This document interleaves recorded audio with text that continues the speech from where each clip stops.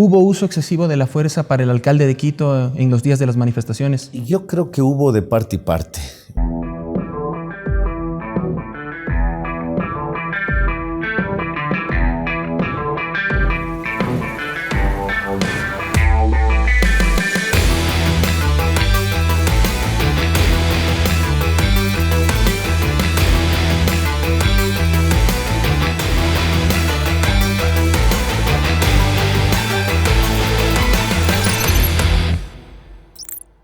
Señor alcalde, gracias por aceptar esta invitación. Quisiera empezar por los temas coyunturales, los últimos sucesos lamentables y donde Quito fue uno de los epicentros, quizás el más notorio. Hay ciertos sectores políticos, económicos, incluso mediáticos, que han manifestado que Quito se quedó prácticamente en acefalía durante esos días, que no tuvo un alcalde, que no apareció. Quisiera saber, alcalde, si esto realmente fue así o si quizás usted considera que se trata de una cierto resentimiento, no aceptación por parte de esos mismos sectores que antes le comentaba, de que se reniegan todavía a aceptar que Quito sea gobernado por un alcalde que proviene de la provincia de Chimborazo, del Cantón Guano, de la provincia con los más altos índices de población indígena. Bueno, yo creo que en los lamentables sucesos que ocurrió en el país y que vemos que hay una situación de alguna manera que replica toda Latinoamérica, siempre hay que buscar culpables, lamentablemente, y no analizar las causas profundas de lo que significa. Usted ha mencionado la pobreza, el desempleo, el subempleo, la informalidad, la migración, son factores muy determinantes en la economía. Y claro, cuando nosotros enfrentamos esa situación de una manera muy responsable para que la ciudad de Quito nunca sea afectada por el agua potable, por el transporte público municipal, el aeropuerto funcionando todo el tiempo, las 24 horas y todos los días del conflicto, la provisión de alimentos, cuidando el metro de Quito, cuidando los servicios básicos como fluido eléctrico, y no hay un alcalde que sale a arengar, que sale a una tarima, que sale a gritar, que sale a confrontar en momentos tan delicados, pero tan sutiles de manejarlos. Hay esa percepción de que no hubo alcalde, de que estaba ausente, de que necesitaba salir con un poco de tizne, con un pañuelo y salir a favor del uno o del otro. Hubiese sido muy lamentable después de lo que hemos visto, en donde no era una sola manifestación de protesta, que además está contemplada en la Constitución todo el derecho a disentir, pues no podría ser de otra manera. Habían otros factores en donde el tiempo me está dando la razón, que de haber confrontado, que de haber arengado, que de haber salido a hacer una manifestación política, a lo mejor hubiésemos tenido que lamentar pérdidas de vidas humanas. Pero ¿no cree, alcalde, que quizás fue un error comunicacional, haciendo una autocrítica, un balance de lo que sucedió durante esos días? Digo, no quizás salir a confrontar, no salir a plantear marchas, pero sí quizás salir a decirle a la ciudadanía: el alcalde está haciendo esto, o el alcalde, por ejemplo, se reunió con los representantes del AMI y fue el puente con el presidente de la República, algo que usted ha explicado, pero que quizás la ciudadanía no conoce en su magnitud. Bueno, cuando no hay un alcalde figuretti, cuando no hay un alcalde que se saca la foto con los bomberos en el helicóptero, que está ahí con las policías metropolitanos, puede darse esa lectura. Pero yo le quiero recordar al pueblo ecuatoriano que habían pasado ya casi 10 días de una negociación que no ha avanzado. Y cuando la Asociación de Municipalidades del Ecuador me invita a viajar a Guayaquil a hablar con el presidente de la República y a narrarle los hechos que estábamos viviendo en carne propia a los alcaldes, que eran no solamente en Quito, en todo el territorio ecuatoriano, pues se da esa oportunidad que el presidente es sensible a esa situación, ya utiliza la palabra analizar el decreto 883. Yo viajo a la ciudad de Quito y converso con los líderes indígenas también y les hago ver que hay un problema serio de fondo en donde el pueblo, ese pueblo justamente más humilde y necesitado, era el que comenzaba a sufrir ya los estragos de una paralización de 11 días. Y finalmente esa noche se logra firmar la paz, por alguna forma decirlo. Y me parece que esas cosas que uno hace tras bastidores, que lo hacen en silencio, siempre irán con mi conciencia, siempre irán con mi manera de ser, sin que uno trate de capitalizar o de analizar en esos momentos tan difíciles cálculos políticos. Y no me ha respondido todavía si quizás siente que hay un poco de resistencia respecto de esos sectores por los motivos que antes le esgrimía. Mire, el tema de Quito es una ciudad muy política. Yo gano con el 20% de votos. 21.35. Sí, o sea, con el 20% más o menos, quiere decir que el 80% pues tenían otras opciones y somos conscientes de esa votación. Y hoy en las encuestas que me han hecho llegar, que además no soy muy afín, tengo el 54%, es decir, 34 puntos que se ha logrado capitalizar tratando de hacer gestión, tratando de hacer obra, tratando de reconciliar a la ciudad, tratando de entender que somos una ciudad intercultural donde convergemos afros, indios, cholos, montubios, blancos, mestizos. Eso es Quito, eso es la capital de los ecuatorianos y creo que en ese sentido pues va a costar un poquito y tengo esperanza en los jóvenes, en los niños, que algún día dejemos esas taras de discriminar por su origen, por su color de piel, por su procedencia. ¿Usted alguna vez se ha sentido discriminado, alcalde? ¿Saben que no? Mi perfil de ser un médico, de haber estudiado al cuerpo humano en lo físico, en lo mental, en lo psicológico, me da una perspectiva totalmente diferente. Yo nunca he discriminado, ni nunca me he sentido discriminado, pero vemos que todavía hay esos rezagos, esas taras mentales de querer discriminar a la gente por su origen cuando somos una sola especie. Una firma internacional corroboraba justamente lo que usted acaba de manifestar, lo ubicaba hace poco, finales de septiembre, inicios de octubre, dentro del 5º alcalde mejor evaluado de la región. Estaba también Horacio Rodríguez Larreta, quien ayer fue reelegido en Buenos Aires. Para llegar a esta popularidad, a este 53-54% del cual usted nos hablaba, ¿tuvo que llegar quizás a alianzas, a acuerdos con los sectores que quizás no votaron por usted, que fueron muy críticos, con los sectores catalogados muchas veces como las élites capitalinas? Nosotros lo que hemos hecho es trabajar entendiendo esta cosmovisión de una ciudad diversa y claro, ¿qué es lo que hemos hecho? Pues apuntalar a que se destraben ordenanzas para la inversión, para la productividad, para la construcción, para el turismo. También hemos acudido a los barrios más pobres y olvidados de Quito para el agua potable, para el alcantarillado, para la vialidad. Yo creo que el trabajo, yo creo que la gestión, yo creo que no estar pensando qué va a pasar el 21, cuántos asambleístas vamos a tener, a qué candidato apoyo, seré yo también alguna parte. Eso me parece que es un factor importante de que hemos totalmente blindado de este tema político y estamos dedicándonos a trabajar y a cumplir con el mandato del pueblo quiteño de estos 4 años de estar en la alcaldía y hacer el mejor trabajo posible, atender un millón de cosas que tiene la ciudad de Quito, pero especialmente temas puntuales como la movilidad, la basura, la productividad. Creo que son temas que toda la ciudadanía persigue. Le consultaba este tema si quizás tuvo que llegar a ciertas alianzas o acuerdos después de que usted ganó con un porcentaje que fue el más bajo históricamente en la elección de un alcalde de Quito, porque por ejemplo hay una imagen que fue pública, conocida en los medios de comunicación. Su hermana Lili Yunda se reunió por ejemplo con don Rodrigo Paz, exalcalde de la capital de la República, una imagen en donde aparece Fernando Carrión.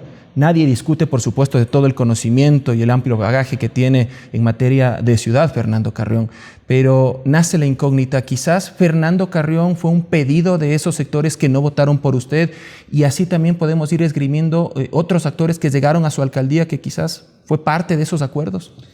Nosotros no hemos hecho acuerdo con nadie, nosotros lo que hemos es invitado a todos quienes aman a Quito de diferentes sectores, vengan a la alcaldía de puertas abiertas, metan el hombro, como decimos en el pueblo, mójense el poncho, hagamos algo por la ciudad. Y claro, no solamente estar en esa vereda de la crítica, en esa vereda de solamente quejarse, sino también coger a la ciudad, ponerse al hombro y sacarle adelante. Creo Rodrigo Paz no le sugirió ponerlo dentro de su equipo a Fernando Carrión. Nadie me ha sugerido absolutamente nada. Sin embargo, yo me he reunido con exalcaldes, nos hemos reunido con los asambleístas de Quito y de Pichincha, nos hemos reunido con diferentes sectores de la productividad, nos hemos reunido con sectores sociales, nos hemos reunido con dirigentes barriales de los mercados, y yo creo que este es el Quito que necesitamos todos meterle el hombro, sin hablar más de clases, sin hablar más de separatismo, sin hablar más de problemas que usted ve que nos está enfrentando no solamente en el Ecuador, sino en toda Latinoamérica. Alcalde, hace unos días usted pidió la renuncia de todos sus secretarios y gerentes. Dentro de ellos también salió Pablo Dávalos, quien trabajaba en su equipo.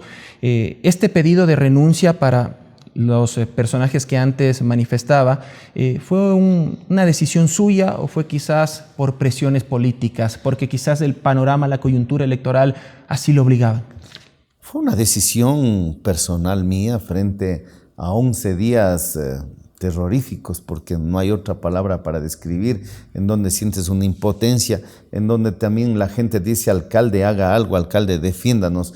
¿Qué podemos hacer si en un estado de excepción y en toque de queda todo un ejército, toda una Policía Nacional no pudo controlar un tema que se desbordó, que se fue de las manos? Sin embargo, siempre tuvieron un alcalde conciliador, llamando a la paz, llamando al diálogo, y que finalmente fuimos de alguna manera un pequeño instrumento de que se logre esa paz en los últimos días tan conflictivos. Sin embargo, después de 11 días, tuvimos que analizar la actuación de cada uno de los secretarios, de cada uno de los gerentes, de cada uno de los directores. Y claro, ahí yo creo que ninguno de nuestros colaboradores estuvo inmersos en una situación de la paralización.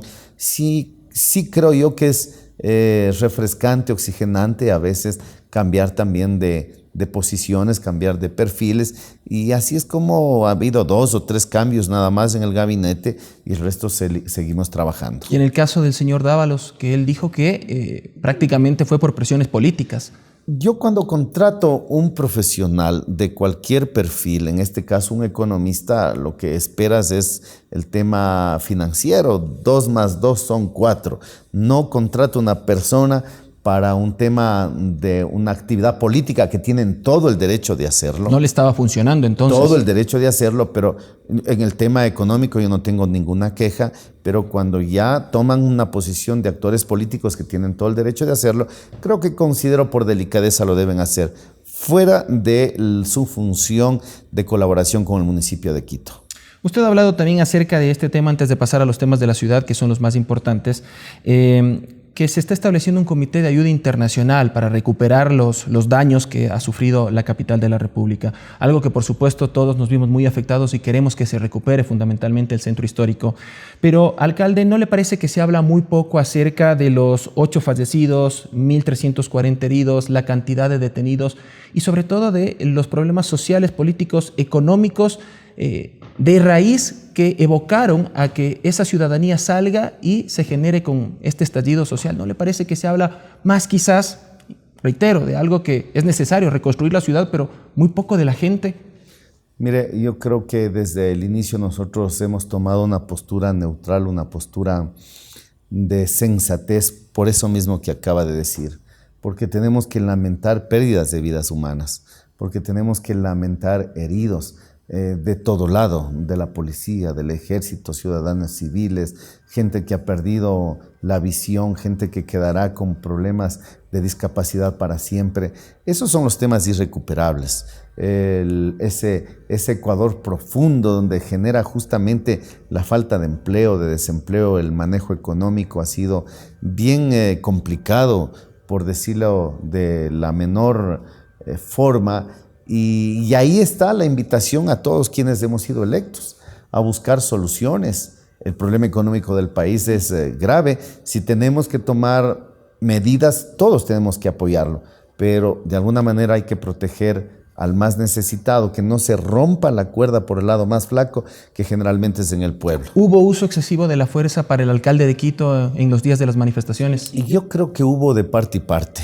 En ese sentido, nunca en la historia, desde que tengo uso de razón, he podido evidenciar un grado de violencia con el que se protestó, atacando ambulancias, atacando bomberos, atacando a la Cruz Roja. Eso nunca lo habíamos visto. ¿Y del lado de la policía? Y del lado también hemos visto imágenes en donde también se abusó un poco de esa fuerza, pero también creo que hay que ponderar que no hubo una situación de excesivo de fuerza de armas de fuego que hubiese podido terminar en una situación muy lamentable en el territorio ecuatoriano, lo cual también hay que decir que se actuó con sensatez. Pasemos a los temas de la ciudad, alcalde. Usted ha hablado siempre de que el Estatuto Autonómico va a ser un pilar fundamental para el desarrollo de Quito. Entiendo que haciendo una proyección mediano y largo plazo, una vez que esté establecido. Fernando Carrión, una vez que asumió también las funciones, dijo que le tomaría 6 meses aproximadamente redactar el texto. Quisiera saber en qué estado se encuentra, pero sobre todo que le explique a la ciudadanía de qué forma concreta se va a beneficiar con este estatuto autonómico una vez que sea ya implementado, para que no quede como letra muerta, porque muchas veces se habla, esto sería una pequeña constitución chiquita, ¿no? Una constitución chiquita, y la gente dice, bueno, tenemos tantas leyes, se debaten tantas leyes, pero después, ¿cómo me beneficia eso tangiblemente? A ver, el estatuto autonómico se lo pueden hacer solamente 2 ciudades en el Ecuador, que es la ciudad de Guayaquil y la ciudad de Quito, que está contemplado en la Constitución del 2008. Y se ha venido trabajando ya en varios intentos. ¿Qué es el estatuto autonómico? Es una pequeña constitución, un marco jurídico que le permitirá a la ciudad debatir temas como, por ejemplo, la seguridad. ¿Debería tener Quito la competencia de manejar su propia seguridad? Ahí está un punto de debate que lo ponemos en la mesa de discusión. La salud, la educación, el tema de mejores, diríamos, retornos económicos para la ciudad, siendo que aportamos más de 11.000 millones de dólares al presupuesto nacional, más del 54% del presupuesto nacional.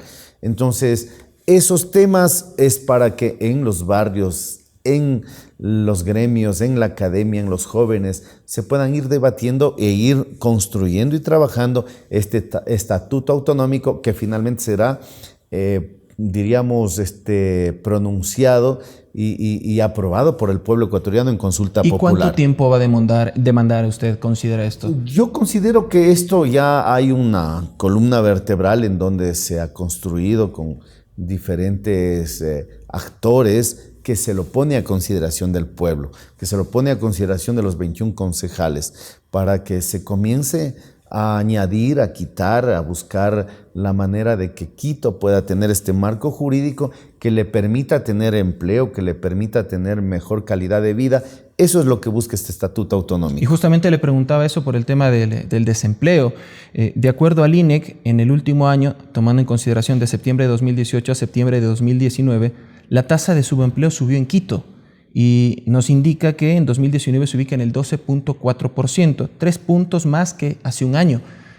La gente sin duda tratará de entender lo que usted me dice con el estatuto autonómico, pero querrá saber qué acciones puntuales está haciendo este momento la alcaldía de Quito después de haber asumido su rol en mayo para bajar estos índices, para darle un empleo digno. En estos meses, bueno, el municipio de Quito no puede ser un empleador. Por supuesto. Más bien nosotros tenemos ahí que optimizar el recurso humano, pero sí nuestras ordenanzas, sí el Consejo Metropolitano en conjunto, hemos destrabado proyectos inmobiliarios que han estado rezagados por 7, 8, 10 años, que no se han tocado porque han estado ahí en proyectos de construcción, proyectos turísticos, proyectos de inversión. Estamos trabajando en ese sentido porque hay temas que a veces no entendemos los políticos, que es apoyando a través de una legislación que facilite, una legislación desburocratizada, que vaya a la gente a construir multifamiliares, conjuntos habitacionales, proyectos de inversión que han estado siempre burocráticamente detenidos. El Banco de la Ciudad quizás, que estaba también dentro de las propuestas. Ese es, por ejemplo, un tema para seguirlo tratando en el Estatuto Autonómico, para tener las competencias de esa naturaleza. Pero yo creo que Quito tiene que ser una ciudad atractiva. Fíjese que el mismo aeropuerto de Quito hemos logrado ya mayor cercanía y la incursión de nuevas aerolíneas. Esos pasajes aéreos que valían $500, hoy ya encuentras por $70, ya encuentras por $80. ida y vuelta porque hemos invitado más aerolíneas, ha sido más beneficioso el tema de la inversión en el aeropuerto, se va a crecer más. Entonces hay que destrabarle a la ciudad para que siga generando esas plazas de empleo. Es lo que podemos hacer desde nuestra administración. ¿Y tienen índices quizás o una perspectiva de cuáles son los objetivos de aquí a 1, 2 años, 3 años? Porque usted siempre habla de índices o de perspectivas, por ejemplo, en el caso del turismo, que ya vamos a hablar. ¿Cuál sería el objetivo de la administración del alcalde Yunde en el tema del desempleo? Mire, el tema del desempleo es algo que le compete al gobierno nacional. Pero ustedes podrían también ayudar. A los gobiernos seccionales, claro. Pero ahora con el tema de turismo, después de 11 días de paralización, que el aparato productivo sufrió casi $1.000 millones de pérdidas, el tema turístico en donde los países internacionales le ponen una alerta no viajar a Ecuador por los temas, por las imágenes que se difunden, esa inestabilidad política, esa inestabilidad muchas veces jurídica, hace que el país le pase factura en el tema de desarrollar empleo. Por eso es que es un trabajo conjunto entre el gobierno nacional, los gobiernos seccionales, para lograr tener una estabilidad que le permita al país ser atractivo en algo que me parece que es la generación de fuentes a corto plazo, que es el turismo. Y dentro de este tema mismo del empleo, ¿qué hacer con el comercio informal, alcalde? Hemos visto acciones dentro de las cuales, por ejemplo, en el sector del Inca se hicieron algunos retiros de comerciantes informales. Pero uno se pregunta, no basta quizás solo con retirarlos, sino con reubicarlos, con darles otras alternativas para que no continúen en las calles. Sí, cuando retiras a un comerciante informal es como poner la basura debajo de una alfombra, o sea, solamente la escondes. El tema es profundo. Nosotros estamos generando en algunos mercados, en unas ferias libres, el desarrollo de un empleo adecuado. Estamos generando proyectos de un kiosquito que sea atractivo al turista, que sea atractivo a ese comercio. O sea, son acciones que ya se están desarrollando. Sí, lo estamos desarrollando. Sin embargo, el tema es macro. Quito y el Ecuador ha sufrido una tragedia migratoria también nunca antes vista.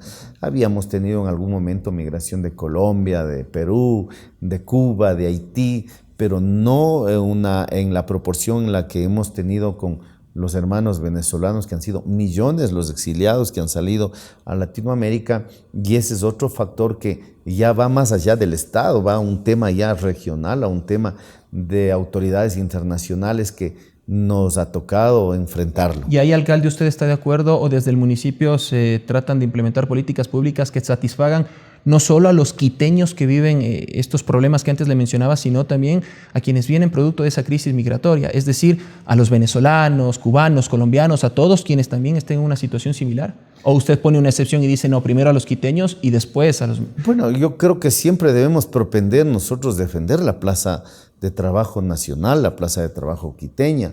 Sin embargo, yo creo que también el tema del aporte que pueda darse, porque siempre en una fase migratoria hay una gran parte que le aporta al país, a la economía, pero lamentablemente también hay una parte que viene a delinquir, que viene a alterar la paz pública, y esos son los temas que tiene que controlar el Estado central, y eso es el tema que nosotros debemos también controlar para que se proteja la plaza de empleo nacional. Pasemos al tema de movilidad.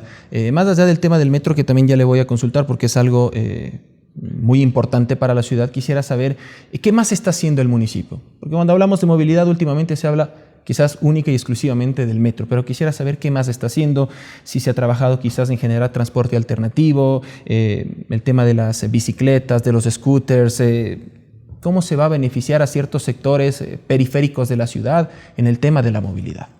Bueno, la movilidad es uno de los problemas acuciantes de Quito. Hemos tomado algunas medidas con primero la repavimentación de Quito, que avanza, ya estamos en el 40% de la implementación de la repavimentación. ¿Se van a cumplir con los plazos? Se van a cumplir con los plazos. En unos meses estaremos evaluando también ya la medida del Hoy No Circula, que ha sido bienvenida para poder fluir con la ciudad.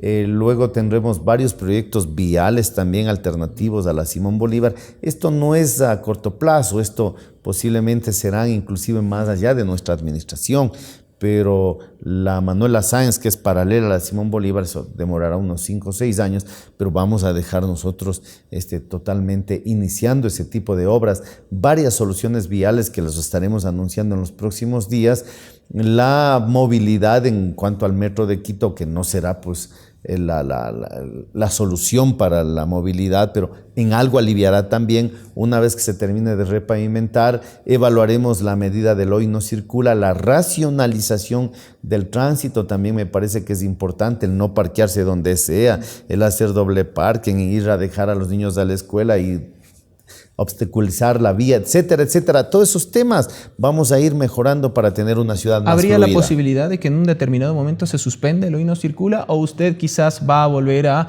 reducir las horas del hoy no circula?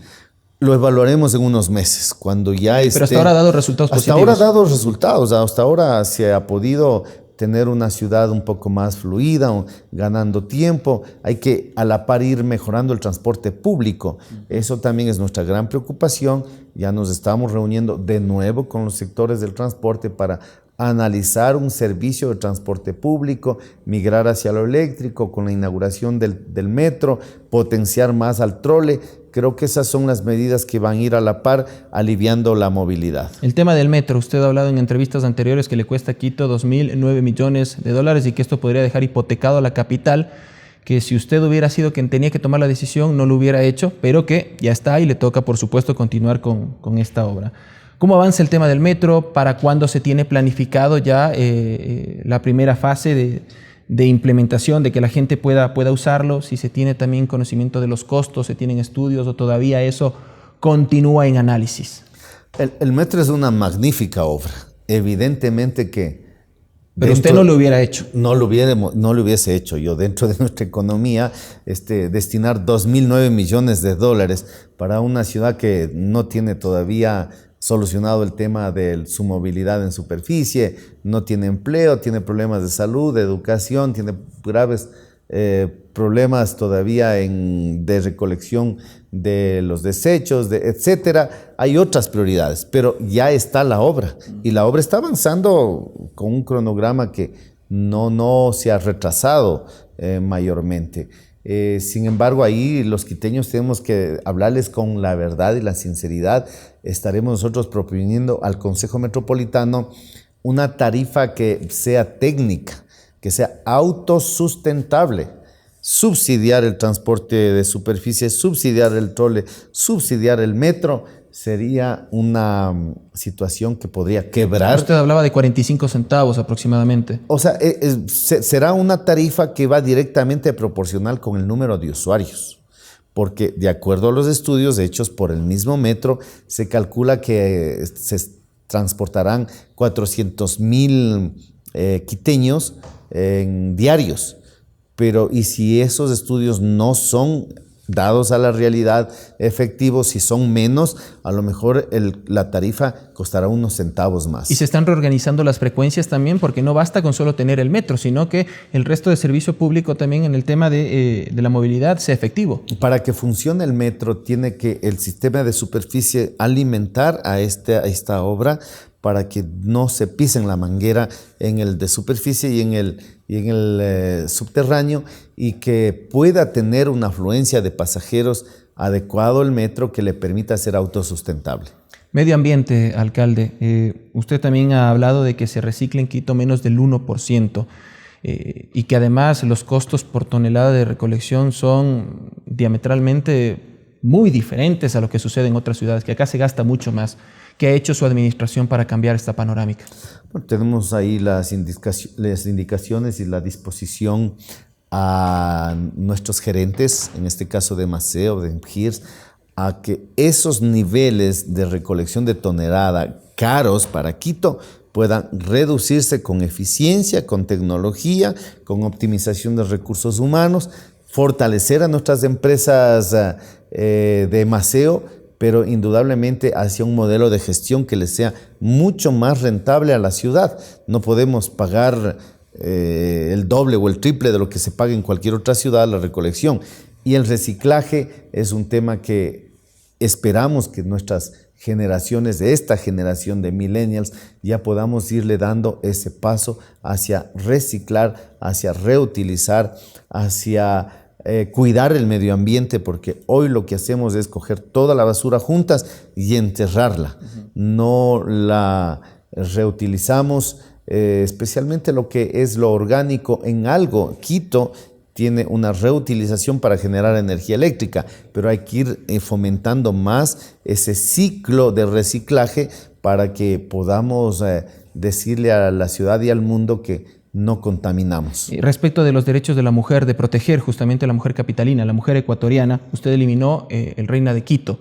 Uno entiende que dentro de los objetivos fue quitar o empezar a deconstruir esa cosificación que se tenía acerca de la mujer. Pero ¿qué más se está implementando para combatir el machismo, el femicidio, aparte de eliminar el Reina de Quito? Porque uno considera que no basta únicamente con quitar este evento que se desarrollaba durante mucho tiempo. Es algo que nosotros hemos trabajado en lo que es educación, en lo que es cultura, en lo que es concientización. Tenemos 22,000 estudiantes donde estamos regresando a hablar de la ética, donde estamos regresando a hablar de los valores. Y parte de eso yo creo que quienes podemos hacer algo por la mujer es respetar y darle esas oportunidades de trabajo, darle esa independencia económica. En nuestra administración, todas las 9 administradoras zonales son mujeres. Estamos trabajando de una manera en la que podamos reivindicar a esos derechos que cada vez son más visibles y que debemos siempre ir impulsando para que la mujer no necesita dádivas, no necesita, diríamos, que le traten de una manera privilegiada. Hacer una autocrítica también, alcalde, digo, usted, yo, muchas veces hemos caído también en eso. Creo que la mayoría en esta sociedad hemos caído en esos errores, ¿no?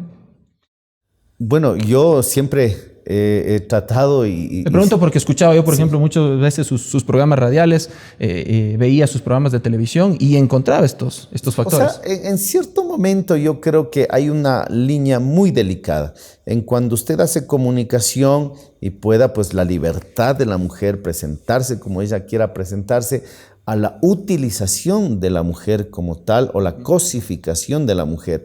Creo que a veces sí transgredimos esos niveles en donde nos ha costado, y creo que ahora tenemos la gran oportunidad de seguir reivindicando, luchando por esa equidad de género, por esa paridad en la función pública que yo todos los días trato de darme cuenta de que en realidad a veces estamos muchos hombres en una cartera y tratamos siempre de tener esa paridad de género que es muy importante. Dos últimas preguntas, alcalde. Está en la Corte Constitucional el tema del aborto y sería importante que la ciudadanía conozca cuál es la posición del alcalde de Quito, que además es médico, respecto del aborto. Es un tema muy complicado. Usted acaba de decir, yo me formé para mitigar el dolor, yo me formé para salvar vidas, yo me formé para ayudar al prójimo. La carrera de medicina es un apostolado. Uno no piensa en cuánto va a ganar en una cirugía ni en cuánto va a ganar en un tratamiento, piensa en una misión de ayuda. Y yo la verdad que nunca podría estar tampoco en una anatomía o en una fisiología femenina para tratar ciertos temas que son muy complejos, como la violación, como el tema del abuso en la discapacidad. Pero usted fue asambleísta. Si le hubiera tocado votar en su periodo, ¿cómo hubiera votado? Mire, y yo más que asambleísta fui médico. Yo trabajé en el Eugenio Espejo, en la maternidad Isidro Ayora. Y yo siempre atendía a emergencias ginecobstétricas y yo hacía lo que tenía que hacer para salvar una vida. Sin embargo, en el tema ya de lo que significa atentar contra un tema muy complejo, yo soy pro vida. Yo me formé para defender la vida. Muy bien. Deporte, cultura y turismo. Uno de sus objetivos es llegar a los 4 años de administración con 4 millones de turistas. Ha dicho que actualmente Quito recibe 400,000 turistas. ¿Qué está haciendo en estas 3 áreas para fortalecerlas y para que se vea beneficiada la economía de Quito? Seguir reconstruyendo la parte anímica de la ciudad, la parte material. Creo que al siguiente día ya tuvimos limpia la ciudad y en unas semanas logramos ya recuperar los daños que había sufrido. y seguiremos embelleciendo la ciudad, pero la parte anímica, esta parte de atracción al turismo, hay que seguirla trabajando. Tenemos varios eventos deportivos, viene Federer a Quito, espero y aspiro que los aviones estén llenos, los restaurantes estén llenos, los taxis estén llenos, los hoteles estén llenos, que se mueva la economía. Tenemos ferias navideñas, tenemos varios eventos culturales, artísticas por las fiestas de Quito. Repotenciar la Mariscal, recuperarla. Repotenciar todas estas actividades. Si Quito va a vivir del turismo, tenemos que tener mucha oferta y en eso hemos destinado recursos, hemos destinado toda nuestra gestión para nuevamente reactivar el turismo y que se mueva la economía en la ciudad, que es lo único que nos saca de la pobreza, mover la economía, generar fuentes de empleo. Le agradezco, alcalde, por la entrevista y bueno, está pendiente de lo que hace el Nacional, me imagino también, ¿no? Sí, el Nachito, ya sabe, siempre estamos ahí con los tiempos libres apoyándole y esperamos que siga adelante. Muchísimas gracias, alcalde, como siempre un placer. Muy amable, gracias.